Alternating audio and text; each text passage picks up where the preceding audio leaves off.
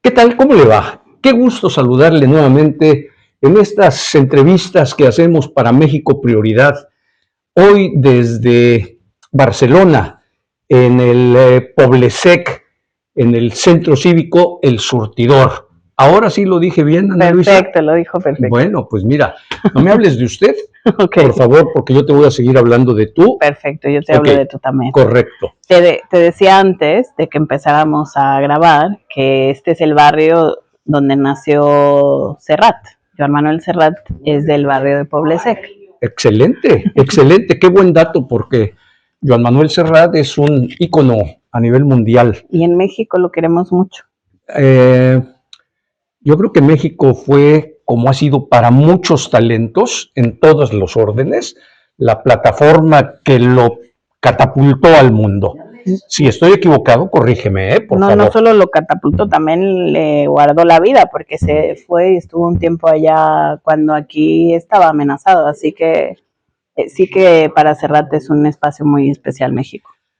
Ana Luisa Islas, siempre he dicho que el talento mexicano abunda, y abunda en todos los órdenes de la vida, y lo digo y siento la emoción a flor de piel. Me encanta porque además tenemos que hacerle saber al mundo que somos algo muy especial. Y tú eres uno de esos ejemplos. Ana Luisa Islas es periodista, es escritora, es activista en estas causas de los pueblos originarios, es especialista en gastronomía, es poeta. Bueno, ¿qué más te digo, Ana Luisa? ¿Y por dónde empezamos después de estos atributos? Cocinera. Mira, estoy dejando de lado algo de lo más significativo que te caracteriza, que es la cocina, y en este rescate de los ingredientes y de las personas, darles el crédito a las personas que hacen que podamos degustar de estos manjares en el mundo.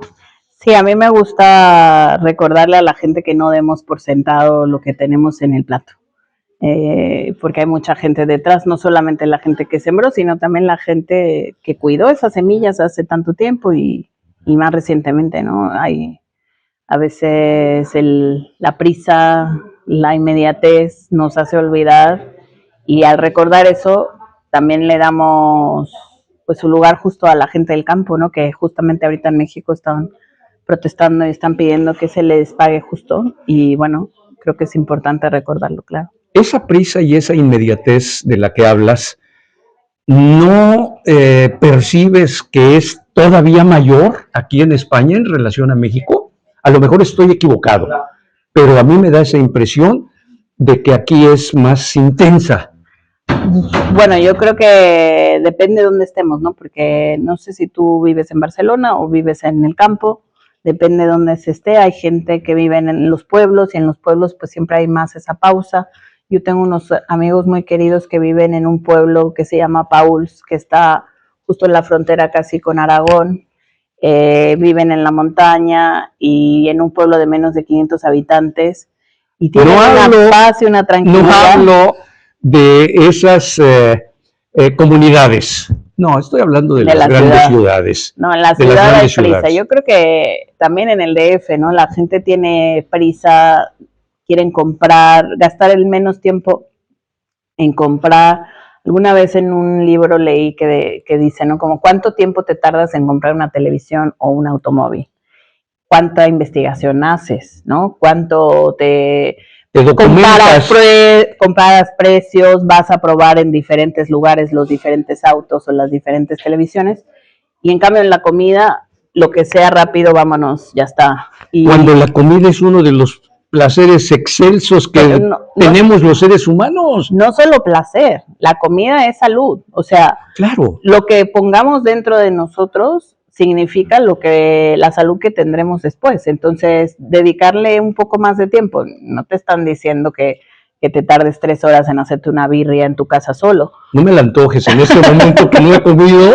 Pero después me vas a recomendar algún sitio para comer cerca de aquí. Pero yo creo que también, bueno, no tenemos que dedicarle esas 3 horas o 10 horas, ¿no? Pero sí dedicarle un poco más de tiempo es importante, no solamente por el disfrute que tú decías que también, sino por la salud, ¿no? La salud es importante y es la base. Es prioritaria.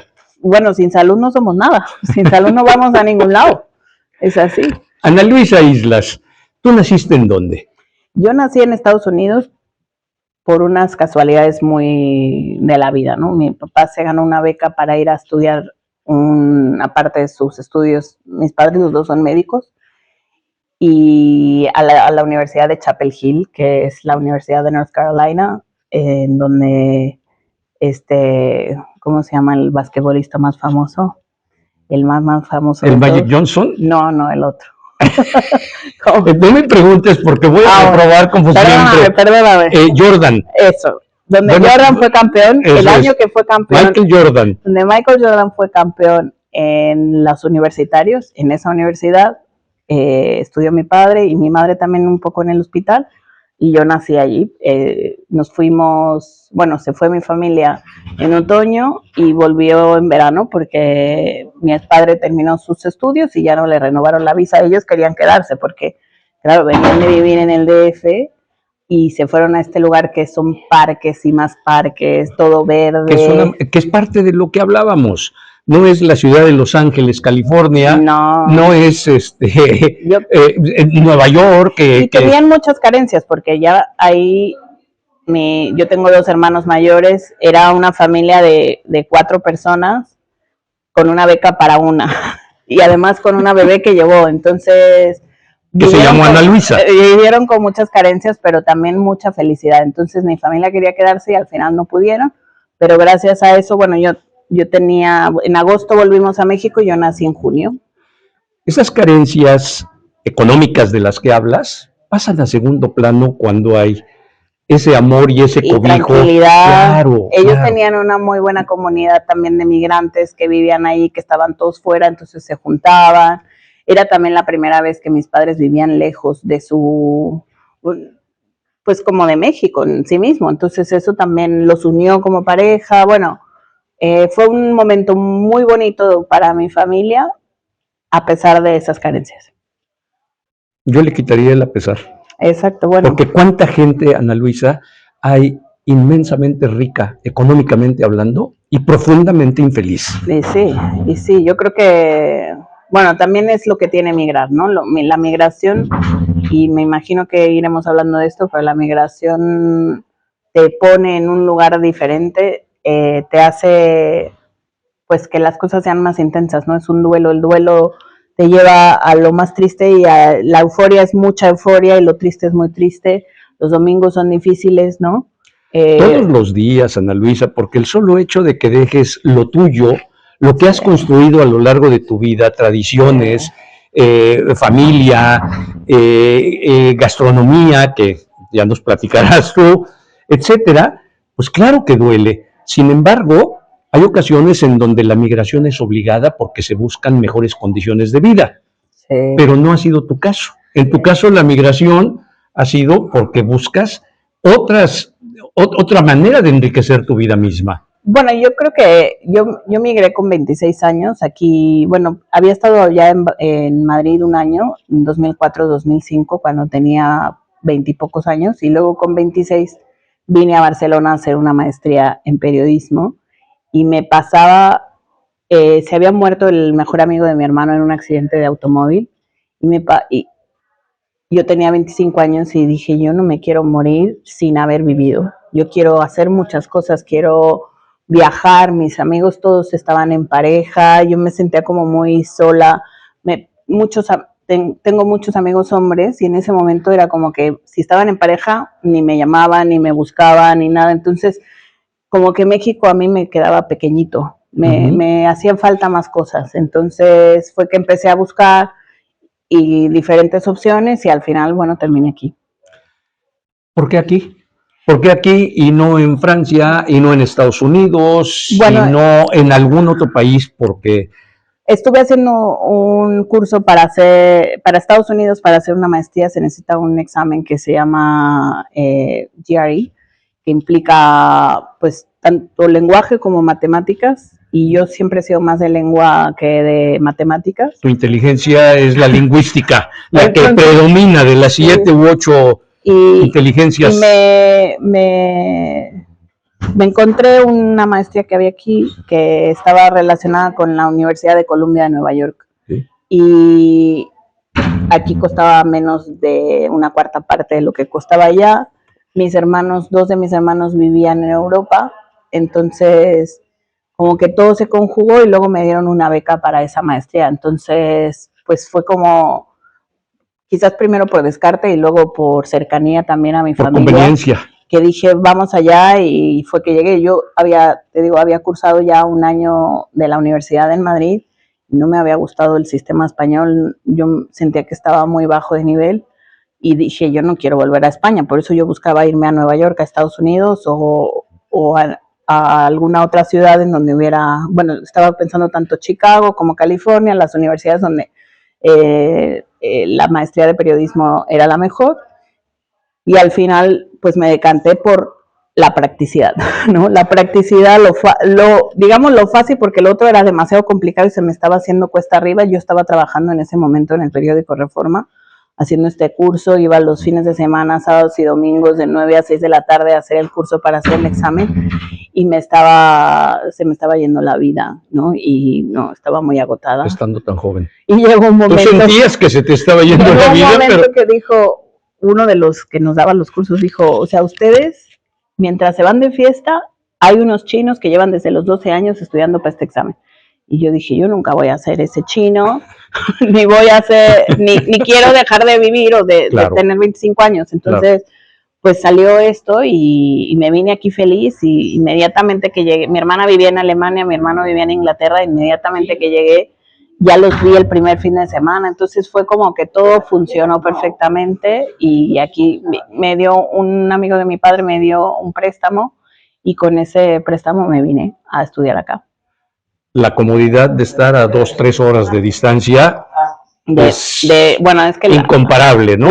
Bueno, yo tengo 3 hermanos de padre y madre, y un hermano que es nada más de mi padre. Los hermanos para mí, bueno, son, no sé si tú tengas hermanos, pero para mí son el bastión de mi vida, es como quien me sostiene, ¿no? Y estar cerca de ellos en esos momentos, sobre todo al principio de emigrar con poco dinero, sin saber bien qué iba a pasar, fue un gran acierto, la verdad. No me has dicho en dónde estudiaste en México. Estudié la carrera de comunicación en la Universidad Iberoamericana. En la Ibero. En el DF. Ok. Oye, y de las actividades que ya comenté, que profesionalmente desarrollas, ¿qué es lo que más te llama la atención? Pues lo que yo más disfruto hacer es escribir poesía. Lo que pasa es que es lo que menos dinero da. Entonces, pero no me equivoqué cuando dije que eras poeta también. Sí, no, ¿sí? Yo me llamo a mí misma también poeta, porque creo que es algo que disfruto mucho, me gusta mucho, y también me gusta mucho dar clases. Eso es algo que ya tengo tiempo dando, y ya desde que era niña, cuando pasé a la secundaria, daba clases de guitarra a las niñas de la primaria, pero es algo que ahora que he retomado dando clases de escritura y de arte, lo disfruto mucho, mucho, mucho, porque es como un dar y recibir, ¿no? La misma gente que está aprendiendo de ti también te enseña muchas cosas, y eso me alimenta muchísimo mi corazón, mi escritura, todo. Impartes talleres de escritura, de arte, de gastronomía, y en donde en la gastronomía vuelves a tu lucha por los pueblos originarios, por validar lo que tú has batallado contra la decolonización que hemos sido objeto históricamente. Bueno, y somos todavía, ¿no? Y no solamente desde América, ¿no? Como el tema de la descolonización también es algo que tiene que tocar a la gente de acá, ¿no? Como es decir, darnos cuenta cuál es nuestro privilegio. O sea, yo también en mi libro y en mis escritos lo hablo, ¿no? Yo tengo un privilegio, yo tengo padres doctores, mis abuelos, los 4 abuelos, mis 2 abuelas y mis 2 abuelos fueron a la universidad. Eso es algo muy excepcional. No muchas familias en México pueden presumir lo mismo. No, yo tengo pasaporte de Estados Unidos, aunque no lo utilizo, pero tengo un pasaporte de Estados Unidos y tengo pasaporte mexicano. Yo creo que, y vine aquí con una carrera universitaria y a hacer una maestría, entonces no soy el clásico migrante que va en una cajuela y cruza la frontera. Yo tengo un privilegio y gracias a ese privilegio me permiten hablar. Hay una distancia del cielo a la tierra entre el perfil de muchísimos de los migrantes de México que buscan otras expectativas a tu perfil. O de los que llegan aquí también, porque aquí llega mucha gente de Pakistán, de Bangladesh, de Nepal, claro. de China, África, de Senegal, que no hablan castellano, no hablan español, no hablan el catalán, y bueno, claro, yo puedo ver esa distancia y desde esa distancia hablo, ¿no? Yo siempre digo eso, ¿no? Como lo que necesitamos todos, ¿no? También la gente blanca, la gente europea, es observar cuáles son mis privilegios y desde ahí aceptarlos, recibirlos con cariño. Hay mucha gente aquí que tiene dinero en su familia porque sus antepasados vendieron esclavos o porque tenían campos de azúcar o campos de tabaco en Cuba, en Venezuela. En donde a la gente se le explotaba y entonces el valor de esa riqueza pues es muy cuestionable, ¿no? Y no quiere decir que ellos sean culpables de lo que hicieron sus abuelos, pero sí yo creo que vale la pena poder, y eso tiene que ver la descolonización, por eso te digo que no nada más es algo que nos corresponde a nosotros, es algo que corresponde a toda la sociedad de hacer, ¿no? A ver, desde cuál es mi privilegio y desde este privilegio, ¿qué puedo hacer para apoyar a otras personas que no lo tienen, ¿no? Porque yo hablo mucho, pues por ejemplo, de mi vecina Odilia, que no escribe ni puede, no sabe escribir, no sabe leer, pero tiene un conocimiento de las plantas que es inaudito, fantástico. Un conocimiento del campo, del espacio donde nosotros vivimos, que yo, si viviera 5 vidas, no llegaría nunca a tener. Entonces, yo la abrazo, la quiero y aprendo mucho de ella y la apoyo siempre que puedo, desde mi privilegio, y ella es cariñosa y amorosa siempre, ¿no? Esa es como la cosa. Yo antes de venir trabajé en una organización que se llama Techo, que en ese entonces se llamaba Un Techo para mi País, que es una organización que creció en Chile y yo trabajé un año con ellos como directora de marketing antes de emigrar. ¿Como voluntaria? Empecé como voluntaria y después me contrataron. Yo me salí del periódico Reforma y me fui a trabajar con ellos. Y trabajamos en municipios en México que tienen el índice de pobreza que tiene Haití, de los índices de pobreza más grandes que hay en toda Latinoamérica. Y la gente que conocí allí es la gente que me enseñó lo que es el amor, lo que es la empatía, lo que es el dar, ¿sabes? La que no tiene nada y da todo. Exacto. Entonces, ¿cómo no voy a defender yo al campo? ¿Cómo no voy a defender yo todo ese conocimiento ancestral que ellos guardan muchas veces sin siquiera ser conscientes porque es algo que han vivido siempre?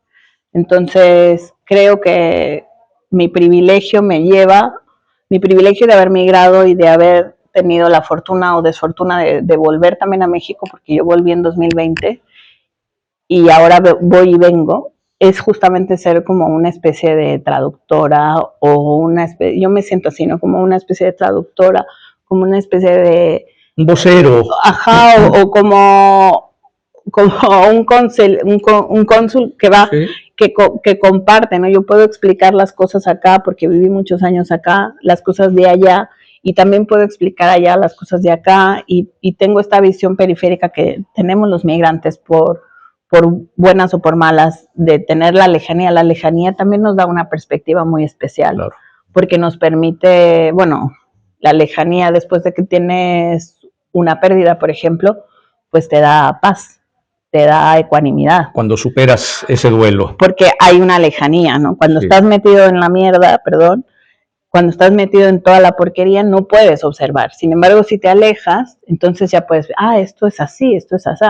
Y con también con México o con España pasa lo mismo, ¿no? Yo cuando regresé, a México en diciembre de 2020, en plena pandemia, que había toque de queda. Mi familia me decía, Ana, vente, vente, vente, ya desde hacía tiempo, porque yo perdí a mi esposo en 2017 y mi familia quería que yo me fuera inmediato, pero claro, yo tengo aquí también familia, mi familia de años, que empecé desde el 2009 que llegué, entonces me costaba trabajo ir, pero yo creo que también volver me hizo darme cuenta de lo difícil que había sido para mí vivir aquí.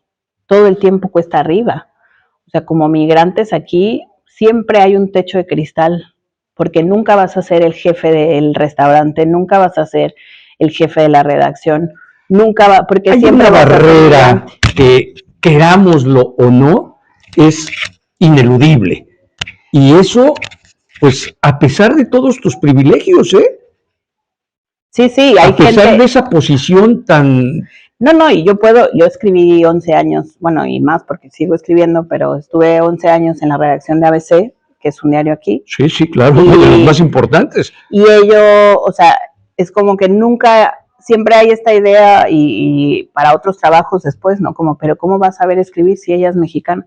Pero nosotros podemos adaptar nuestro lenguaje. Claro. Y yo escribí 11 años allí y si había alguna cosa que ya se buscaba y era, en el diccionario de la RAE dirían americanismos, que son palabras o mexicanismos que se utilizan solamente en México y que acá no se entienden, entonces sí que me cambiaban la palabra, pero tuve bastante libertad de poder escribir desde mi manera de hablar, ¿no? Y desde tu manera de visualizar las cosas. Sí, yo creo que, bueno, Yasnaya Aguilar, que es una activista de la lengua muy importante de México, que ahora justamente está haciendo aquí una pasantía en el CCCB, una residencia, ella dice, ¿no? Cuando queremos homogeneizamos un lenguaje, estamos, pues, destruyendo la vida, porque la manera de que hablamos es la manera en que vemos a la vida. Y estás quitando lo que parte dices. De su esencia. Exacto. Al pretender eliminar sí. Lo que se habla cotidianamente. Sí, a mí hubo, bueno, mi familia se fue a vivir a San Miguel de Allende después del temblor del 2017 y entonces cuando yo volví a México ya volví a San Miguel, ya no volví al DF y una de las cosas que me pasó fue como la primera noche que salí con amigos de mis hermanos, ya me habían ofrecido un trabajo. Aquí no pasa eso, o sea, era como, yo había llegado allá con una mano delante y una detrás y aquí había llegado con una mano y una detrás. Y aquí me tomó mucho tiempo, de hecho me tuve que ir para que me ofrecieran escribir un libro, dar clases, todas esas cosas no me pasaban cuando yo vivía aquí, ahora me pasa, por eso estoy viniendo. Esto me encantaría que lo recalcaras como una sugerencia para la gente que piensa que venir aquí es muy fácil, Uy, no. Que va a encontrar, hombre, pues si tenemos una gastronomía parecida, si tenemos el mismo lenguaje, si al final somos un mestizaje fantástico, pero qué difícil es cuando vienes y te topas con la realidad. Nosotros nos sentimos mucho más cercanos a ellos de lo que ellos a nosotros. O sea, sí. Esto que están viendo aquí es algo muy excepcional, que ha costado mucho trabajo de hacer. Sí. Tiene mucho trabajo detrás que haya un altar de muertos en Barcelona, ¿no?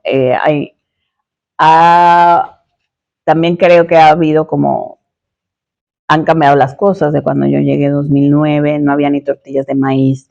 Ahora pues hay muchos mexicanos desde la pandemia que hacen sus propias tortillas, hay muchos mexicanos que tienen sus huertas. Y se pueden comprar, aunque las que compras carísimas, ¿eh? Sí. Carísimas, o sea, sí. Pero al final tortillas que estamos acostumbrados a comer diariamente. Sí, nunca ninguna como la de allá, ninguna papaya, ningún aguacate, ningún limón como los de allá, eso no hay aquí. Pero bueno, yo creo que sí, me ha tocado que se me acercan lectoras y me dicen, oye, es que me está yendo muy mal, estoy pensando en volver. Yo les digo, ve a tu casa, ve con tu mamá, que te haga una sopa, que te consienta. Lo que pasa es que también los que salimos por alguna razón, ¿no? O sea, hay alguna razón. Mucha gente sale por la violencia que se vive en México. Mucha gente sale porque en su casa, como No es mi caso directamente, pero en una parte sí, ¿no? Como yo te decía antes, lo de esta idiosincrasia de cómo si yo tengo un amigo y sale con una novia, entonces deja de ser mi amigo, que parece que es una tontería, pero no lo es. Es que culturalmente hablando, es algo que nos ha permeado por siempre y que no es nada fácil de desterrar, ¿eh? Entonces yo creo que también mucha gente se va no solo por la violencia, sino también por la misma, y lo he vivido con amigos, ¿no? Que tienen padres difíciles o padres muy, pues, muy autoritarios, gente que no les permite, o viven en un pueblo muy, por ejemplo, muy tradicional, o que son homosexuales y allá no pueden tener libertad, entonces prefieren venir acá.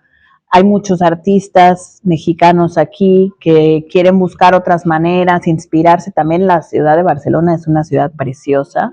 Espectacular. Una ciudad muy bonita, con muchos arquitectos detrás que han construido esta ciudad. También mucho dinero detrás de la venta de esclavos, eso yo también lo digo mucho, aunque no les guste, pero es verdad. Entonces es una ciudad bella, donde nos gusta pasear. Yo como mujer es una ciudad en donde me puedo vestir como me da la gana, y andar a las 3 de la mañana yo sola. Y no te va a pasar absolutamente nada. Bueno, depende en donde hay zonas feas en todos lados. Claro, sí, pero en términos generales no te va a pasar absolutamente nada. Y también soy muy chilanga, nada. Entonces también yo ya sé cómo caminar y cómo moverme. Sí. Entonces, y he vivido en barrios que aquí son conflictivos, entonces como que ya sé lo que tengo que hacer, cómo hacerlo, ¿no? Y eso no quiere decir que venga otro que viene borracho y lo asalten ahí sin ningún problema al minuto 2. O sea, aquí a mí me han asaltado aquí en bares y soy chilanga, entonces también hay esa, al final es una ciudad grande. Sí, pero no hay la mayor densamente poblada de Europa. De violencia que lamentablemente hoy estamos viviendo en México, comparada con lo que aquí se vive y que aquí la gente está espantada. Yo como periodista, en el máster de periodismo nos llevaron a la Guardia Urbana y mi pregunta a los policías fue como, ¿cuántas balas disparan al año? Y me miraron así como, ¿de qué me hablas? ¿Qué son esas? No hay ni balas aquí. Sí, claro. No tienen pistolas. Entonces, sí, hay una diferencia muy grande y eso pues puede hacer lo que te hace moverte, ¿no? O sea, no necesariamente significa que tu tío te violó y por eso quieres migrar, no, hay muchas razones por las que la gente quiere irse y a veces esas son anímicas, que no son tangibles, pero que la gente quiere libertad. Pero que son definitivas. Y cuando estás lejos, pues ya sea que estás en Barcelona o estás en Estados Unidos o estás en Colombia o estás en otro lado lejos de tu ciudad, ya como que te construyes tú mismo tu propia realidad, construyes tu grupo de amigos, construyes tu familia. Y siempre hay mexicanos en todos lados, entonces yo tengo mi familia aquí, también son mexicanos algunos, y mucha gente que, bueno, algunos argentinos o chilenos de Estados Unidos, gente de otras partes de España que vinieron aquí, ¿no? Eso pasa mucho, ¿no? Como que se crea una familia, pues es una familia elegida, y es una familia muy especial, que a veces, muy profunda. A veces vale más. Y cuando murió mi esposo, pues esa familia todavía se unió más. Entonces estamos muy unidos. Y yo tengo sobrinos que no son sobrinos de sangre, pero que los quiero tanto como a mis sobrinas de sangre.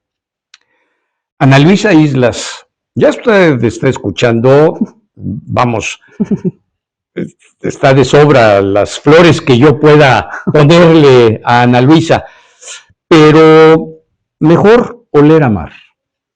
Bueno, ese es un libro, es mi primer libro publicado. Bueno, cuando me casé hice un poemario y lo regalé y lo publiqué. Es una autopublicación, entonces Mejor oler a mar es mi segundo libro publicado, el primero publicado por una editorial malagueña que se llama Col y Col, que son 3 mujeres apasionadas de la poesía y de la gastronomía, entonces pues qué mejor, ¿no? Yo cuando buscaba qué estudiar, pensaba que quería estudiar literatura o gastronomía o periodismo o comunicación, y al final, bueno, lo que estoy haciendo ahora engloba esas 3 cosas, ¿no? Estás como pez en el agua. A mí me pidieron que si quería escribir para una colección un libro sobre apropiación cultural, una colega periodista, Lakshmi Aguirre, que es mi editora y que lleva esta colección. Ella, habíamos hablado un par de veces, me había entrevistado varias veces, tanto para Condenas como para El País, acerca de cosas relacionadas con México o con literatura, gastronomía, y me dijo de hacer este libro, y yo pensé, bueno, apropiación cultural, ¿y yo qué tengo que saber de esto, no? Y me di cuenta a la hora de estar haciendo la investigación, y yo ya llevaba muchos años escribiendo sobre esto en mis redes sociales, en mis propias notas para el diario, y para el diario, el ABC me refiero, o sea, como, y era un tema que yo estaba defendiendo. Yo trabajé cuando llegué en varios restaurantes mexicanos aquí, y siendo periodista, amante de la historia, pues no iba a explicar cualquier cosa, ¿no? Entonces yo me puse a investigar. A documentar. Me documenté y aprendí muchas cosas que yo no sabía, que ahora después a mi vuelta, en 2020, pues pude llevar también a cabo, porque yo nunca había tenido una milpa, y ahora tenemos milpa en casa. Entonces, pues yo vivía en el DF, en una casa en la del Valle, o sea, no, en los parques ahí, el parque donde yo iba cuando era niña era un parque encerrado así, con una reja que no había. ¿Tenemos parques en México? Sí, muchos, hay muchos. Depende de la zona, pero Vamos sí. a ver. Proporcionalmente hablando, Chapultepec es uno de los parques más grandes a ver, en las ciudades. Pero lamentablemente, pero lamentablemente, la cantidad de parques depende de la por zona, el número de habitantes. Depende de la zona. Hay unas zonas que son muy arboladas, bueno, obviamente, pues en Ecatepec no hay demasiados árboles y no hay demasiados parques, pero hay otras zonas de la ciudad. De hecho, a la gente mucha que va de aquí se sorprende, ¿no? Porque piensan que va a ser todo gris y café como en las películas, que todo es sepia, y llegan y ven que en la ciudad hay muchos árboles, y hay árboles viejos. Aquí en las ciudades no hay árboles viejos porque todos los tiraron. Entonces llegan y ven árboles con una circunferencia gigantesca y una altura que no han visto nunca, porque aquí ya no existen. En Barcelona, digo, hay otras ciudades, he visto árboles preciosos, por ejemplo, en Oviedo, en Madrid. En el Parque del Retiro hay unos árboles muy grandes y muy antiguos, pero aquí en Barcelona no es el caso, y entonces la gente se sorprende mucho, bueno, obviamente visitando Coyoacán, la colonia del Valle. Eso es, visitando las colonias cuyo más alto nivel de vida permiten precisamente disfrutar de esto, que es una necesidad imperiosa para el ser humano. Sí, la naturaleza nos hace pero, Ana Luisa, ¿cuántas colonias de este nivel hay en la Ciudad de México comparado contra las cientos de colonias que no disfrutan de esto? Ahora ha habido, con todo el tema de la sequía, etcétera, ha habido como también, hay mucha gente, muchos movimientos en diferentes barrios, no solamente en los barrios más económicamente, digamos, establecidos. Hay también gente que se ha dedicado a cuidar árboles, o sea, incluso si tú vas a Ecatepec o si vas a una zona, le estoy diciendo Ecatepec por decir una zona. Por decir cualquier otra de las colonias. Tú ves los jardines, o sea, los patiecitos. Las zonas verdes. Los patiecitos, los patios de las casas, hay muchísimas flores, muchísimos colores, la gente tiene sus chiles, sus rosas. Y yo cada vez que vengo y luego vuelvo, como que mi mirada se me amplía. No sé si tengas mucho tiempo de haber ido, pero cada vez que regreso me sorprende mucho eso, porque aquí también, pues la gente tiene sus plantitas en la terraza o así, o en el balcón, ¿no? Mini balcón, y tienen plantas. Pero allá es que es mucho, hay mucho. Es que allá en México poco a poco se ha ido despertando esta conciencia. Y la gente también está sembrando árboles porque saben que son importantes. Siguen talando árboles en las ciudades, que me parece una locura, y pues el clima ya no está el horno ya no está para bollos, nunca mejor dicho horno, porque estamos que nos horneamos. Ana Luisa, en tus talleres de escritura hay uno en donde tú me da la impresión de que pretendes reivindicar en esencia a los migrantes. ¿Es correcta mi apreciación o estoy desvariando? No, bueno, yo creo que una de las cosas, tanto en mis libros como en los talleres y todo, yo una de las cosas que les comparto a la gente es que todos somos migrantes, o sea, somos nómadas, los humanos no hemos dejado de serlo. Si no eres migrante tú, lo fueron tus padres o tus hermanos o tus tíos o tus primos, pero en todas las familias hay un migrante, tanto aquí como allá, como en todos lados, o sea, y ilusamente pensamos que los migrantes son muy diferentes a nosotros, o la gente aquí piensa que los migrantes son muy distintos a ellos, cuando en realidad mucha de la gente que vive en Cataluña migró del sur de España en algún momento porque aquí había trabajo y en otras partes no. Y además, ¿a cuántos miles de españoles no recibimos nosotros allá en México? Exacto. Y también, bueno, en Alemania y en Inglaterra, claro. En la crisis del 2009, cuando yo llegué, mucha gente se fue y sigue yéndose y viniendo. En San Miguel de Allende yo tengo amigos que vienen de acá.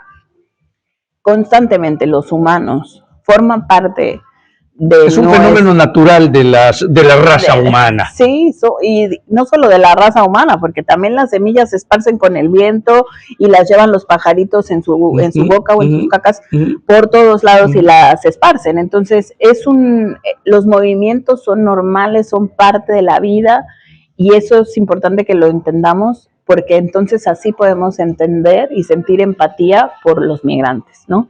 Yo les digo también mucho, ¿no? Y está escrito en mi libro, seamos amables con los migrantes, porque ya nos tocará.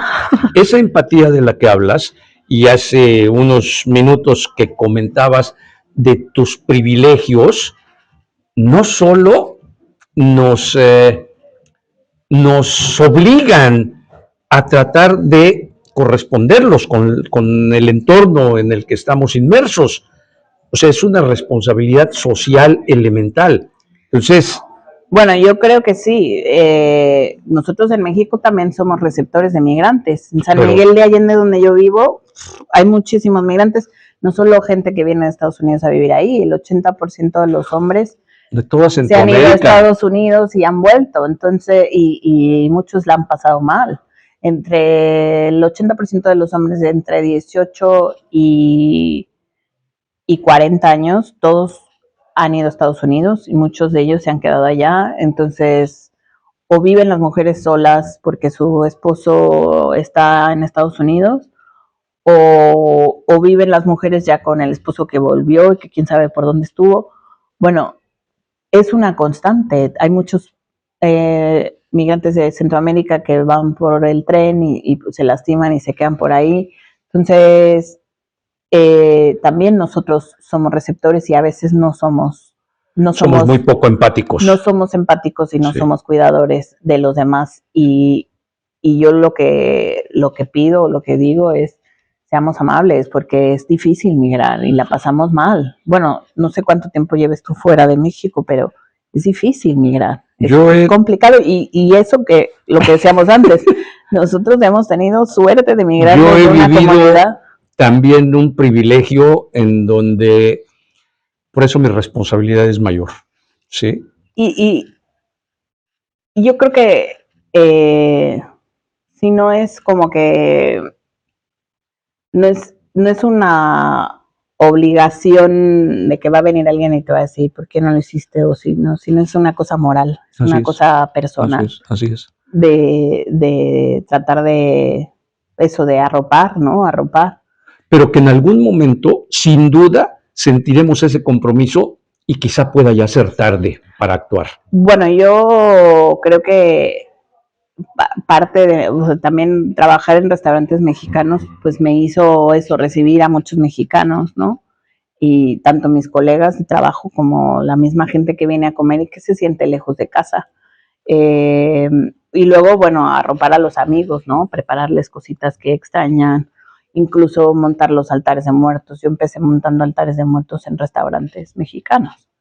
¿Y tienes 15 años montando altares de muertos? En Barcelona sí. Sí. En Barcelona sí. Antes en México, pues en mi casa. No de toda la vida, porque mi mamá, su tradición es española. Mi bisabuela era de Málaga y no había la tradición de montar el altar de muertos. Yo creo que también eso ha sido algo que va cambiando en México, que se ha ido expandiendo más. Pero mi mamá puso el altar de muertos de la escuela de mi hermano cuando iba él en sexto de primaria, que yo iría en primero de primaria, y desde ese año en mi casa siempre hay altar. Entonces, pues desde los 7 años, 6 años, he estado montando el altar en mi casa. Obviamente, después acá, también lo que te decía antes, ¿no? Como investigando qué tiene que haber, qué no puede dejar de estar, para hacerlo correctamente y no hacerlo desde un lugar de desconocimiento, porque además la gente venía y preguntaba, ¿no? Entonces, a ver, ¿cuál es la razón de esto, de esto otro? ¿Por qué está esto? Y luego, bueno, cuando empecé a salir con mi esposo no tenía, sus padres habían muerto y su hermana había muerto, entonces también decirle, no, tráete unas fotos y las ponemos en el altar. No, que voy a traer fotos. Él como que se ofendió, era como algo que no entendían y después vino a la casa un día que estaba la amiga de mi compañero de piso y yo le estaba explicando lo que era el altar y me dijo, mira, ya que te escuché, me interesa, me parece súper bonito lo que estás diciendo. Y yo le dije, bueno, yo creo que lo ideal sería que fuéramos a México en un Día de Muertos para que tú lo vivas. Entonces el siguiente año fuimos a Oaxaca y estuvimos ahí con una amiga que tiene también gente que vive allí, entonces pudimos ir a ciertas cosas no tan turísticas y mucho más auténticas, porque cuando ya se comercializa con la idea del turismo. En 2015, o sea, hace 10 años, y después el siguiente año ya mi esposo trajo, pues no solo las fotos de su familia, sino también el control que bebía su mamá, los cigarros que fumaba, lo que le gustaba al papá, y estuvimos hablando de sus familiares como no habíamos tenido la oportunidad en otros momentos, que es lo que permite el altar. Y darle además esa autenticidad, esa esencia. Y compartirlo con familia, porque vinieron sus hermanos a ver el altar, sus sobrinos vinieron, y vinieron amigos míos. A mí lo que me gustaba cuando hacía el altar en casa aquí en Barcelona era hacer como un open house toda esa semana y que la gente pudiera venir a comer o cenar en algún momento. Entonces pues preparaba mole y también enchiladas y esto y lo otro. O sea, otra vez no me antojes, por favor. y eso pues hacía comunidad, ¿no? Y la gente podía traer también sus fotos de sus familiares fallecidos, y al siguiente año mi esposo falleció. Entonces fue como, yo al principio decía, no quiero poner altar, estaba muy triste, y después pensé, no, o sea, si no pongo el altar me va a jalar los pies, porque si yo le inculqué esto y luego llega el suyo y no se lo pongo, tienes que ser congruente. Tengo que ponérselo, de hecho está por allí atrás. Entonces sí, obviamente le puse, y no solo lo puse un altar bastante grande, sobre todo dedicado a los familiares que habían fallecido de los amigos que me sostuvieron durante ese primer año, ¿no? Y también a Manel, a mi esposo también un pedazo para él y su familia. Y ya después de ahí, pues cada año volví a ponerlo. Después me fui a México y fui a Pátzcuaro, a un año, uno de los lugares por excelencia para estos altares de muertos. Una tía mía, una prima de mi madre que pues tiene una casa en Pátzcuaro y ha vivido, pues tiene tradicionalmente eso siento que es la manera en cómo hay que ir, ¿no? Que si no hay que ir. Hay que ir con alguien de ahí que te invita, que te lleva, que te enseña, que te explica, claro. y que no te permite ser el turista que llega al panteón a escuchar música fuerte, a emborracharse, ¿no? Sino que te acompaña desde el respeto. Es otro concepto totalmente diferente. Entonces, bueno, también para mí como una investigación, ¿no? Yo quiero conocer, quiero ver estas cosas, quiero vivirlas. Y después ya me vine acá otra vez en 2023 a presentar mi libro, que se publicó un 2 de noviembre, además por azares del destino, yo no sé, un 2 de noviembre se publicó mi libro, y ese año montamos también un altar. En 2023 fue el altar ya en una galería de arte aquí en Barcelona, fue la primera vez, y este año lo volví a poner en esa galería y me invitaron a ponerlo aquí en este centro cívico del Surtidor donde estamos. ¿Cómo percibes el recibimiento y la aceptación de los catalanes a estas tradiciones muy nuestras? Yo creo que la gente está ávida de espiritualidad, ávida de un espacio donde puedan llorar a sus muertos, ávida de un espacio donde haya comunidad, donde se puedan abrazar, donde se permita llorar, donde venga un mariachi y nos haga reír, llorar, cantar y bailar. Siento que hay una crisis muy grande de espiritualidad en Europa, en donde queda un vacío que no se ha llenado, ¿no? Después de que muere Franco y obviamente por cosas normales se van hacia el otro lado. Se destapa el resorte y entonces al otro extremo. Pero claro, ¿y ahí qué haces, no? Yo cuando mi esposo murió, no, ahora soy mucho más espiritual que antes, ¿no? Eso también pasa, que cuando alguien se te muere, buscas dónde detenerte porque no entiendes nada.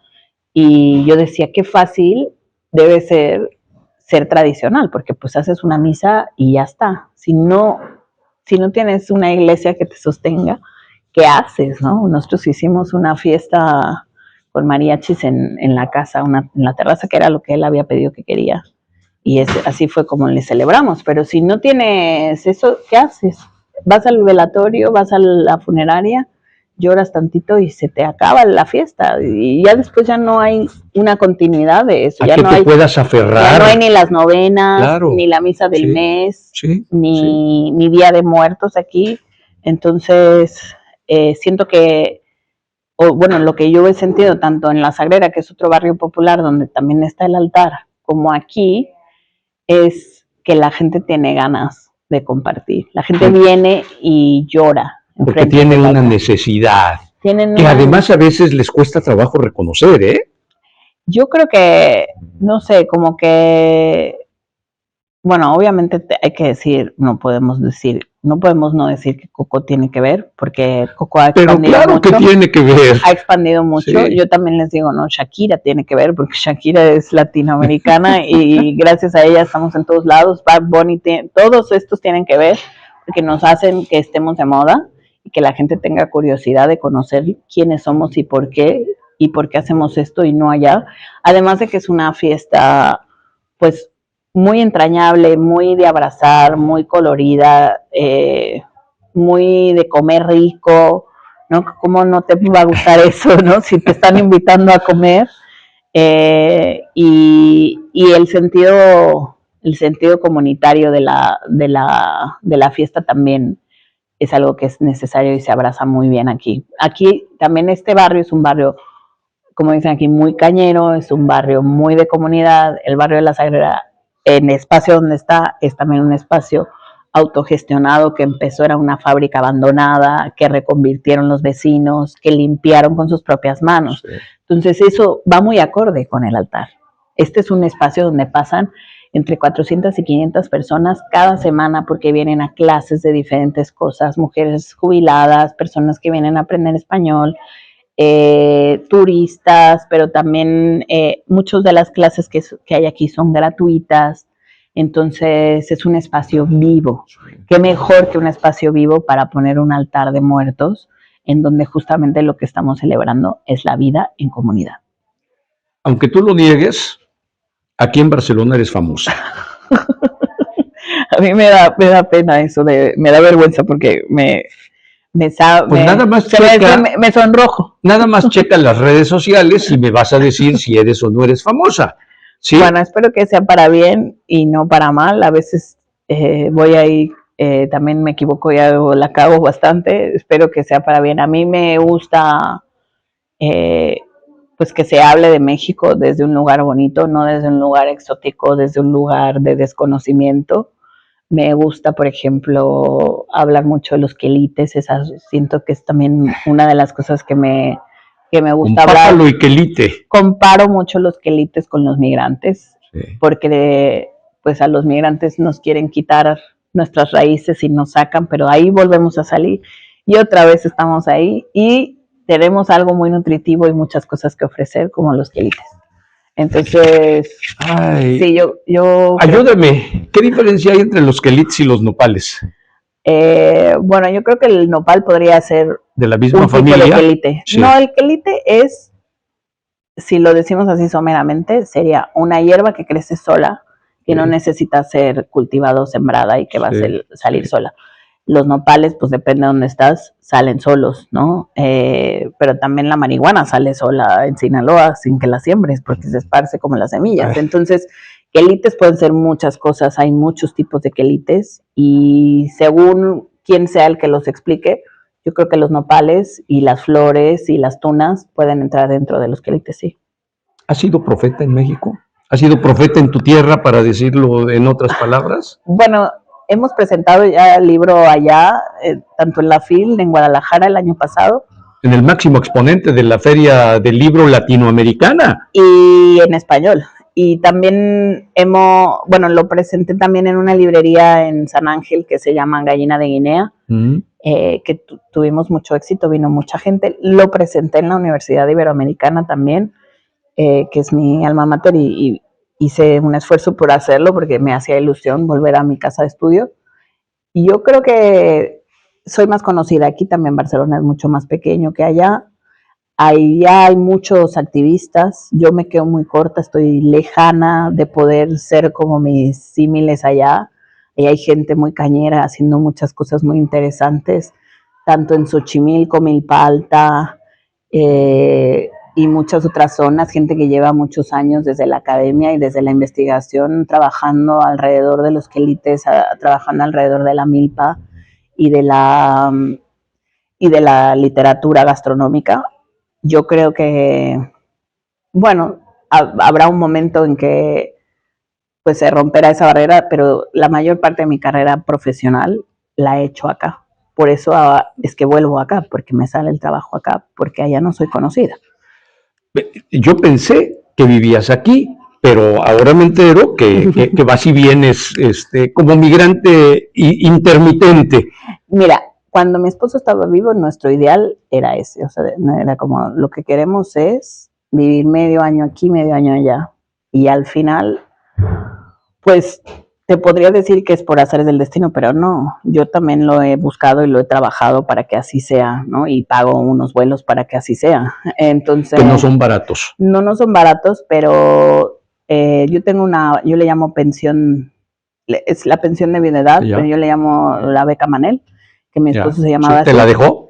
Es como un fonca para que yo haga las cosas que yo quiero hacer con más cariño y eso me da mucha libertad de enfocarme solo.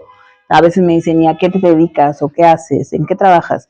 Es muy difícil para mí explicar eso porque hago muchas cosas. ¡Muchísimas! Y todas me gustan y todas disfruto y cada vez menos hago las que no me gustan.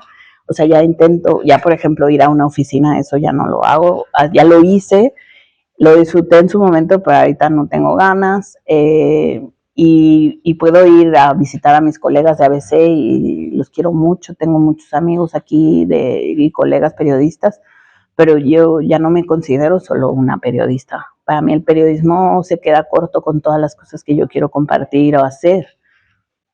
Disfruto mucho haciendo, por ejemplo, ahora hay unos círculos rituales que estoy haciendo aquí en los museos, en galerías, que me llenan muchísimo el alma alrededor del duelo y la cocina, alrededor de la descolonización o alrededor de los cuidados, y que me han llevado a Italia, y la próxima semana voy a Canarias a hacer un ritual allí. Y ¿cómo explicas eso? Pues es muy difícil de explicar. Ni siquiera, no sabemos a veces ni cómo anunciarlo, porque es una performance literaria, culinaria, poética, y a la vez también es un ritual que requiere ciertos pues lineamientos del ritual que yo he aprendido de mis maestras, tanto en México como en Europa, ¿no? Yo lo que les intento explicar aquí, por ejemplo, es que también el ritual de todos los santos viene del mismo lugar que viene la celebración del Día de Muertos. Es una celebración por el fin de las cosechas. Se celebra el fin de las cosechas en todo el mundo. Se celebra en la India, se celebra en China, se celebra en Japón, se celebra en Sudamérica, se celebra en México, se celebra en Norteamérica. Pero la connotación que tiene con nosotros en México Halloween le da... No, es otra cosa. Sí, pero el origen de Halloween en los celtas es también la celebración de la muerte, es también la celebración del fin de las cosechas. Entonces yo lo que ahora reivindico es el ritual en sí mismo. los humanos nos hicimos humanos haciendo rituales, despidiendo a nuestros muertos, creando tumbas, bueno, eso, agradeciendo las cosechas, agradeciendo las semillas, haciendo un ritual para una ceremonia para sembrar esas semillas, haciendo una ceremonia para escucharnos, para hacer un rito de paso del niño al adulto, para hacer un rito de un matrimonio. En Europa también era así, ¿no? El otro día me decían, ¿y qué? Me preguntaba una persona, ¿no? Como, oye, es que queremos hacer en la comunidad, pues, un altar de muertos, ¿sería apropiación cultural? Pues sí, si no tienes a un mexicano involucrado ahí, sí, ¿no? Eso sí, pero puedes buscar cosas. Aquí también se celebra la castañada. ¿Cuál es el origen de la castañada? ¿Cuál es el origen de...? Pues tiene que ver mucho con esto, con todo esto. Entonces, ¿sí? Reivindiquen ustedes sus propias maneras, hagan sus dulces, hagan sus panes, busquen a sus ancestros, cómo se celebraba aquí antes de la iglesia católica, pues marcó muchas cosas, pero antes ya se celebraba en estas fechas la vida y la muerte. Entonces, creo que es recordar, sobre todo recordar, no es crear cosas nuevas, recordemos. Nosotros en México también estamos recordando. Este ritual se guardó muchos años de tierra adentro, dentro de las casas. Si no, no lo tendríamos ahorita. Esto estaba penado con la muerte seguramente durante la colonia. Entonces, y tras la invasión, ¿no? El amaranto estaba prohibido porque con el amaranto se hacían las calaveras. Se prohibió el amaranto por muchos años, pero hubo gente que guardó las semillas y lo siguió sembrando y ahora podemos comer el amaranto, que es delicioso. Entonces, ¿cuáles son las razones? ¿No? Yo siento también que el ritual, soy también quizás un poco laxa en ese sentido, no soy muy, quizás por ser migrante, que no puedo ser tan estricta, no podemos ser estrictos en las recetas porque no encontramos la tortilla de maíz, lo que decíamos antes. Entonces tienes que aceptar que a veces hay algunas modificaciones. Claro. ¿Cuáles son las modificaciones? ¿Desde qué lugar, con qué respeto se pueden hacer o no? Y también aquí buscar qué se hacía aquí, cómo eran las cosas antes. Y si no encuentras, porque se borró todo eso, muchas cosas se borraron, también hubo casa de brujas acá, ¿qué podemos encontrar? Y crear nuestros nuevos rituales, nuestras nuevas ceremonias que nos permitan. ¿Qué aportación le da nuestra generación a ese tipo de rituales? Que además es muy válida, por supuesto. Yo creo que también, o sea, si tú piensas de cuando tú eras niño al altar de muertos y ahorita, hay una modificación, ¿no? El papel de picado que vemos aquí, que pareciera como que fuera algo que lleva toda la vida, pues el papel picado no tiene más de 100 años. El pan de muerto que conocemos, el del centro de México, que es el clásico con los huesitos, no tiene más de 100 años. Las catrinas, creadas por Posadas, José Guadalupe no tienen Posada. más de 150 años. Los desfiles de catrinas que hay ahora por todas las ciudades en México, pues tienen menos de 20 años. Pues es como se va enriqueciendo precisamente esa tradición, está viva, ¿no? Sí, está viva. Hay algunas cosas y se necesitan las dos cosas. Se necesitan los cuidadores de la tradición que permiten ese anclaje, esa raíz que no se modifique además. Exacto. Y por otro lado también entender que como el lenguaje, la cultura está viva y que se va alimentando y que se va movilizando y que nadie puede venir y decir esto no es, esto sí es, qué no es y qué sí es, y quién nos va a decir cuál es la policía de la cultura que va a venir y te va a decir esto está mal o esto está bien, ¿no? A mí me dicen, y justamente por eso salió mi libro, ¿no? Me preguntó esta chica, mi editora, Lakshmi Aguirre, me preguntó que si los burritos eran mexicanos. Yo le dije sí. No. Claro que sí. Bueno, no voy a discutir contigo porque voy a ser el más espantoso de los ridículos, pero los burritos no es una de nuestros vecinos de América del Norte, los Estados Unidos, es una distorsión de nuestros tacos. Los burritos se crearon en Chihuahua y desde Ciudad de México hacia arriba se comen en casi todos los estados de diferentes maneras. En En Guanajuato se comen burritos. En Baja California Sí, se comen pero burritos. perdona mi insistencia. Se comen mucho más influenciados por lo que viene de Estados Unidos. No, hay muchos tipos de burritos. Hay los burritos californianos, hay los burritos tejanos y hay los burritos mexicanos. Y yo soy el burrito poblano que no termina de entender. Bueno, porque en Puebla no hay burritos. Pero es muy difícil. ¿Cómo dices qué es lo correcto, qué no es correcto, Sí. qué sí es, qué no es, ¿no? Si pensamos incluso, pensando en el Tex-Mex, pensando en los nachos, que también fueron creados en Chihuahua. ¿Los nachos qué son? Tortilla unos chilaquiles, frita, claro, unos chilaquiles secos. Con queso y ¿Qué son, por ejemplo, en el caso del chile con carne, ¿no? Que a veces yo me encuentro comiendo el chile con carne y pienso, estas son las albóndigas al chipotle destruidas, cuando ya las abriste y te pusieron un perol ahí de arroz con frijoles. No me antojes, Ana Luisa, por favor. Vamos a tener que irnos a cocinar. Bueno, al final es una inspiración, o quizás eso es lo que se volvió, ¿no? Y hay una delgada línea muy difícil que se cruza muy fácil de un lado y para otro, como la frontera, ¿no?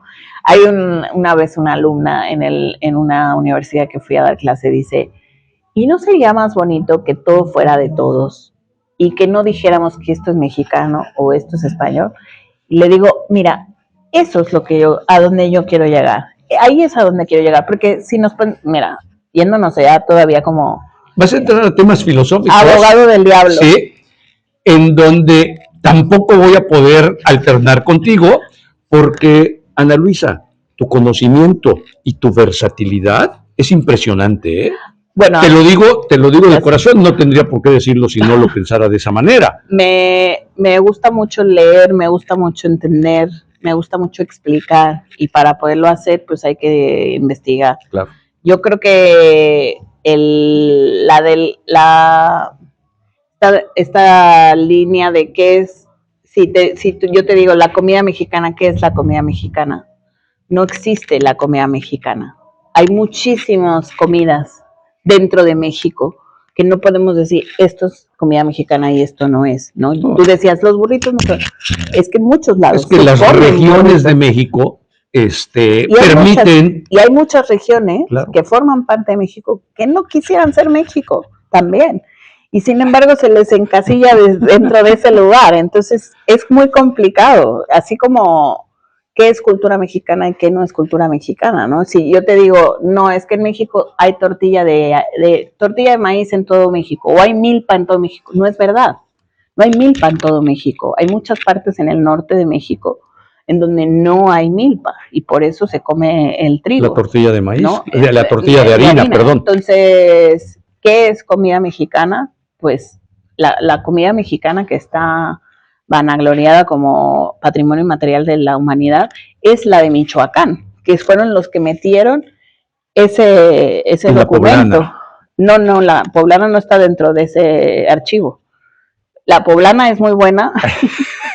Y además la poblana tiene una relación muy cercana con Cataluña. No sé si tú sabías esto. Bueno, sé de la relación tan estrecha que hay entre Cataluña y México, por supuesto, pero en específico con Puebla no lo sabía. Bueno, porque los conventos, de los primeros conventos, bueno, primero la ciudad de Veracruz y luego Puebla eran ciudades que conectaban para los barcos que llegaban de España, ¿no? Claro. Y de ahí conectaban con México, con la Ciudad de México. Y los recetarios que llegaron de Europa eran catalanes, el Sensubi, lo traían los monjes y las monjas, y era la cocina conventual que se empezó a cocinar. Obviamente todos monjes y monjas tenían sus esclavos y sus esclavas, y esas esclavas sabían cocinar sus cosas, y entonces fue ahí donde se empezaron a mezclar. Y el relleno de las berenjenas, que es un plato de aquí medieval, es el relleno del chile en nogada, y la salsa de nogada, pues era una salsa que ya existe aquí, y esos mismos ingredientes, bueno, desde que llegaron los españoles llevaron peras, manzanas, allá no había peras ni manzanas, no había cerdo, entonces Por Puebla, eso el chile en nogada es de Puebla, porque la fruta de temporada es la de ahí, de Que Huejotzingo, Puebla, de Calpan, Puebla, ¿sí? bueno, que no es de ahí, porque esas semillas llegaron con los españoles, con la invasión. Ana Luisa, me vas a tener que conceder en algún momento más adelante otros minutos de Claro tu que valiosa sí, agenda, con mucho gusto. porque no quiero ser imprudente y abusar más de Bueno, ya de llevamos estos un minutos. rato platicando, ¿no? Yo Bueno, no me doy ni cuenta, yo puedo hablar no, 3 yo horas, sí. perdóname. No, al contrario.